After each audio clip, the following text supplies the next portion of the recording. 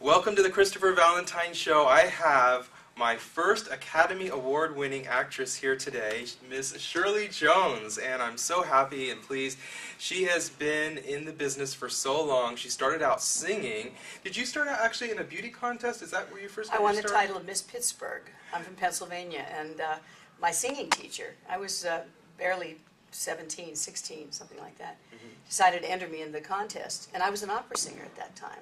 Oh, I didn't know that. I sang Il Bacio, which was an opera song, and won the contest, became Miss Pittsburgh, went on for the Miss Pennsylvania, but I came in second. Oh. I was the first runner-up.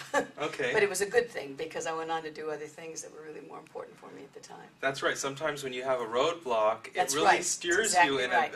a better way and another direction and where than I you're wanted supposed to go. Yeah, exactly. Yeah, that happens, I think, to a lot of people. It's happened to me in life. Yes. And a lot of people want to know, how do you get started in this business? And we see shows like Toddlers and Tiaras and Little Miss Perfect, and so here is a shining example of somebody, once again, that started off in a beauty contest and got their start that way.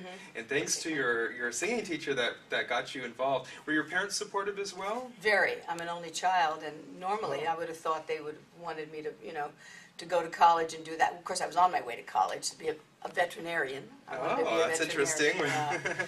Big animal person. And I stopped off in New York, and I knew a pianist in New York that I'd worked with. I went through the Pittsburgh Playhouse, which was a wonderful it was a proving ground for young people. They had 3 theaters, and you went to during high school, during the summers, I would go and learn dancing and acting and all that kind of stuff. And it was great. Wow. It was a great place to be. So you were doing it on your own. Your parents were very supportive. Very You're taking supportive. singing lessons too, I Oh take yeah, it. I took singing lessons in That's Pittsburgh. Fantastic. Not like the old days with MGM, where they just completely taught you everything. You go from speech class That's to right. acting Well, see, class. I did it at the Playhouse, because I was never under contract to a studio. Okay. I was under personal contract to Rodgers and Hammerstein. Oh, that's right. The one and only first and last.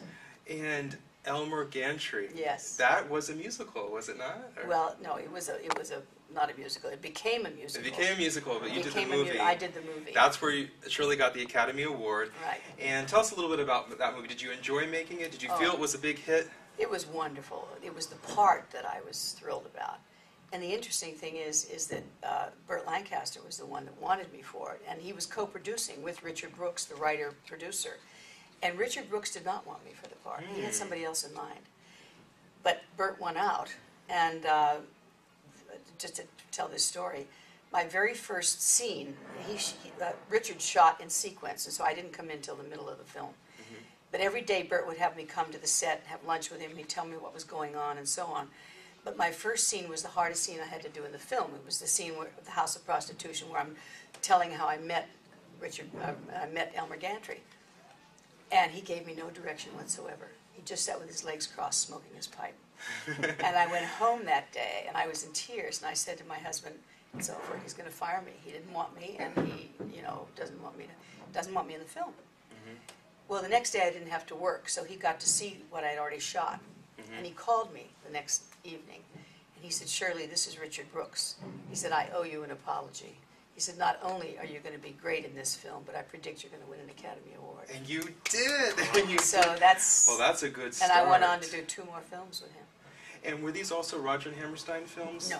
They seemed big promoters of you in the beginning. Well, they were. How did they discover you? I did Carousel, and I did... Well, that's Carousel. another story. I was on my way to college to become a vet. This was July. I was going in September. I was 17, and stopped off in New York City with my parents. We went there every summer. And I knew this pianist in New York that I'd worked with at the Pittsburgh Playhouse. So he said, "Come on up, we'll sing a couple of tunes," and I did. And he said, "Listen, Rodgers and Hammerstein's casting director is having open auditions for anybody that wants to sing for them." Because they had 3 shows running on Broadway at the time, and their shows ran so long that they had to keep replacing chorus people all the time. So they would have just open auditions for anybody that wanted to come in and sing. I'd never been to a professional audition. I mean, I was really very green, very new. I said, "Oh, I don't think I can do that. I don't know." He said, "Come on, try it." Well, he talked me into it. Stood in line around the block with everybody else waiting to sing for the casting director. And I went in and I sang my songs. And the usual question, "What have you done, Miss Jones?" And I said, "Nothing." And he said, "Could you wait a few moments? Mr. Rodgers just happens to be across the street rehearsing his orchestra for Oklahoma, which was about to open at City Center and go out on another road tour." He said, "I want him to hear you personally." Now, I barely knew who Richard Rodgers was. I mean, I was that green. I was from a town of 800 people. So I waited. Down the aisle comes this gentleman. He said, Miss Jones? And I said, yes. I said, what did you say your name was again? And he said, Richard Rodgers. That's a good start, huh? Yes. Sang for him. It sounds like a Hollywood movie, actually. I'm telling you, this story, when I tell it, they call it the Cinderella story, and that's what it was. But it was your pure natural talent. My first audition. And what he said, happened? could you wait 20 minutes? I'm going to call my partner, Oscar Hammerstein, at home, have him come and hear you. My pianist said, Shirley, I hate to do this to you, but I can't wait. I have an airplane to catch. Roger said, don't worry, we'll figure something out. Hammerstein arrived. He said, you know the score of Oklahoma? And I said, well, I think I may know the music, but I don't know the words. Of course, I'm talking to the lyricist. He gave me the score. He said, we just happen to have a City Center Symphony across the street. Come and sing with the symphony. Oh, my gosh. I'd never heard a symphony, seen a symphony, let alone sing with one. Oh, my That was my goodness. very Were you first getting nervous professional- at this point? Yes. Okay. But you know, it was a funny thing. I was so naive. Did the piano teacher know who they were? Oh, yes, of course. So she must have told you. Oh, right? yeah, Okay. but you know, I was so naive. At that point in time, I thought maybe this happens to everybody. You know, this is the way it works. Sweet 17. I know. And so you went across the street. Sang 3 songs from Oklahoma. I never got to college. Went right into my first show, a show called South Pacific, one of the nurses on Broadway. And within the year, I was starring in the motion picture of Oklahoma. Oh, you know, I just love that movie, and I love the music with the wind comes sweeping. Could you sing a few bars of any song? Not today. Not today. Not today. That is just another classic. You were in Carousel. Carousel. These all came. What was the first movie that you did? Oklahoma. Oklahoma. So that was that was a the great first. start. That was the story I just told you. I mean, it was Yeah. remarkable. So you got that one right away. It's like a Cinderella story. And they put me under personal contract, and then I went. They Then didn't do that with too many people, did they? I was the only one. First That and was last. the only first and last. First and last. They Yeah. knew a good thing when they saw it. So it was really interesting. When they heard it, I should say. And I did Carousel for them, you know, and then that was the last, sort of the last musical. Then I went on to do April Love with Pat Boone, and then musicals were finished, you know. And What that's year was that when Gantry. the musical was finished? About, let's see, 1957, 58. What was yeah. the cause of that? Because there's such a resurgence now with musicals. Now, but it's the kids, you know, they saw Grease in the 70s. The European market didn't receive them well. They didn't understand 2 people standing up there and singing to each other and talking to each other. They weren't real enough for the European market, and I they didn't know cost that. so much to make, you know. Yes. So that was the thing. And you were talking about Burt Lancaster earlier. Was he also responsible with the Partridge Family, or how did you transition into television? Oh no, it had Okay. nothing to do with Partridge Family. Matter of fact, I didn't want to do the Partridge You Family. didn't? Well, my agents and managers said, Shirley, don't do a television series because if it is successful, you'll be that character for the rest of your life, and your movie career will be on the toilet. And they were right. Well, but it was wonderful for me to do. we There's no remember doubt you. about I mean, we remember I you from know. the big movies, but we also Yeah. remember you from television, and it did bring in a whole new audience. it. Because Absolutely. when did it actually start airing? 70 to 75. So I was in the 70s, Yeah. believe it or not, and I think I was probably seeing the reruns or the last Yeah. few real seasons because I remember watching it on TV all the Yeah. time. No, it was wonderful, and what it did for me Mhm. personally was the best thing that ever happened because it gave me a chance to stay home and raise my kids, and I had 3 small sons, you know, and they were school age, and I'd taken them all over the world on movie locations, and I couldn't do that anymore. So it gave me 5 years to stay home and raise my kids. So what were your hours like? Where do you start in the morning and what time It do you was a finish? half-hour show, so you know we'd start in the morning, you know, go into makeup at 6:37, and finish 5, 6 o'clock. you That's know. perfect. It was perfect. Oh, so many stars bring their kids on the sets too. Well, they all came on the set too. They all did. Well, you had like a double family because everybody thought Sean Cassidy was your son. It was actually your stepson. No, David's my stepson. I mean David Cassidy. I'm sorry. Sean's my son. Okay, sorry about that. So David David's the Cassidy. stepson. Well, that's right. David Cassidy was the stepson, but on the show The Partridge Family, he played your son. So there was always seemed to be some. The media wanted to believe that he was Oh, sure. your real Oh, son. yeah, I know. And I know. wasn't there stories of people showing up in your front yard wanting to live with you because they... They would get on a bus and come from Iowa and sit on my front lawn and say, "Can we join the Partridge Family band?" These poor So what did you do when Oh, that I had to happened? call their parents and Oh my gosh. get them on an airplane or get them on a bus home. Did you shelter them for the night? Oh, sure, yeah. In your home? Oh, yeah. So they did get to. These were teenagers, you know. Wow. I mean, these were little kids. They couldn't tell the difference between reality No. and. Well, you come across so real, so homey, so motherly on the show. We all fell in love with you, and it's still. Is that show still being shown? Every now and then, they see it. We see And it. I just happened to see the movie about you and David Cassidy's life that was on last week. That was pretty amazing. What did you? Was that pretty close to real life? Pretty close to real life. You were married to Jack Cassidy. Jack his Cassidy. father, Jack Cassidy. He was 7 years old when I married Jack.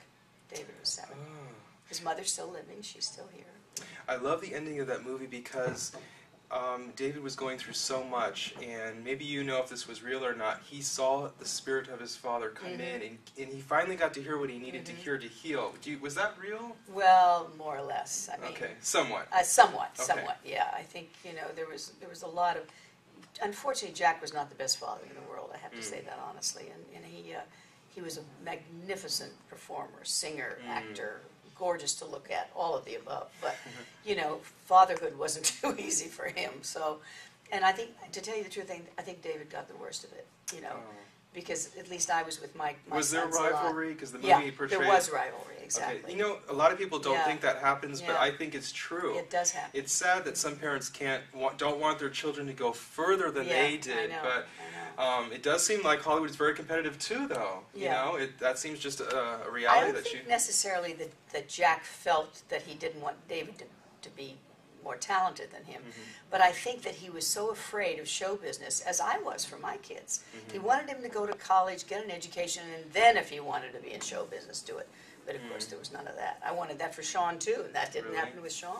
It seems like nowadays the stars are starting off younger and younger and younger, Yeah. and if you don't get that It's very dangerous. It can be very dangerous, as we know today with all of the, well, Judy Garland. Ugh.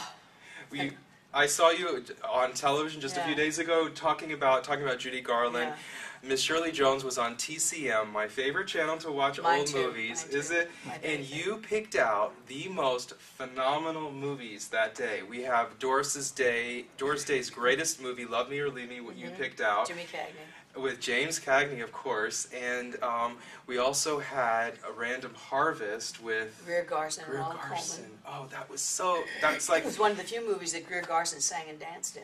really. She sang and danced That in. movie is like so moving, and Very there's so moving. much feeling that it Yeah. brings out of you. It's like, oh, I can't take the feeling I know, anymore. There's I so know, much to I it. know. And then the one with Judy Garland, that was what was that called? Judy Garland and Gene Kelly. Yes. Excuse me. Wait a minute. I forget it every minute. What was the name? That was where Judy Garland, they were both in the military. Yeah, right. And I thought that was together. I know they did a lot of movies together, The Pirate and some other movies, but that movie, I'm a huge fan of Judy Garland. That was but Gene's first movie. I was going to say Gene that was Kelly's. out of all his Yeah. movies, that was the favorite movie that I liked him in. Out of all That his was movies. that was the first one he ever made. And he's from And- Pittsburgh. We're from the same hometown. Well, it's like the story of your life Yeah. and many other people's lives. We talk about nature spirits on my show, and we were talking this morning with them, and they said, I says, wow, this is really, you have to go on the road, you have to get out there and meet Yeah. the people, and they said, yeah, it's like vaudeville. Yeah. It's been such an enormous pleasure to have Thank you on you. the show. I hate to and leave you, but I have is there to. anything going on with your career that you want to talk about? Things coming up? Are you going on tour? I or just anything did a in the works? 17-city tour. Just got back. Oh my goodness. Yeah, 17 cities in 17 days. So that's that vaudeville. So you're singing, dancing, All of the above. comedy, talking with the audience. Everything. And your website is? My website is shirleyjones.com. All right, so it's been so phenomenal. Thank you you. so much for Thank being on you. the show. Mwah. Thank you. All right, we appreciate it. Okay.